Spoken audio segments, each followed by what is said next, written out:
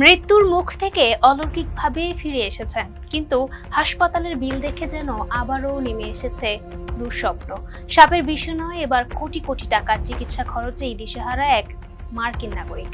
যুক্তরাষ্ট্রের ক্যালিফোর্নিয়ায় বিষধর র্যাটল স্নেকের কামড়ে গুরুতর আহত হন আইডাহোর বাসিন্দা ক্রিস হাওয়ার্ড। পরিবারের সঙ্গে দেখা করতে ওরোভিলে গিয়ে বৃষ্টির দিনে মায়ের বাগানে হাঁটার সময় ভুল করে সাপের ওপর পা দিলে তিনি দংশনের শিকার হন। প্রথমে বিষয়টিকে তুচ্ছ মনে করলেও অল্প সময়ের মধ্যেই শ্বাসকষ্ট, জিহ্বা অবশ হয়ে যাওয়া এবং শরীর ফুলে যাওয়া সহ গুরুতর উপসর্গ দেখা দেয়। চিকিৎসকরা তাকে বাঁচাতে মোট 54 ডোজ ভায়াল অ্যান্টিভেনম দেন।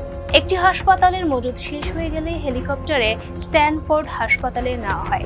অ্যান্টিভেনম, রক্ত সঞ্চালন, সিটি স্ক্যান ও অন্যান্য চিকিৎসা মিলিয়ে বিমার আগে বিল দাঁড়ায় প্রায় 13 লাখ মার্কিন ডলার, বাংলাদেশি মুদ্রায় যা 15 কোটিরও বেশি। চিকিৎসার সময় তিনি ডিআইসি নামের জটিলতাও আক্রান্ত হন। বর্তমানে প্রায় 80% সুস্থ হলেও কাজে ফিরতে পারেননি তিনি। আর্থিক সংকট কাটাতে পরিবারটি অনলাইনে তহবিল সংগ্রহ করছে, যেখানে ইতিমধ্যেই $10,000 বেশি সহায়তা এসেছে। Ima Akhtar Mahira, face the people.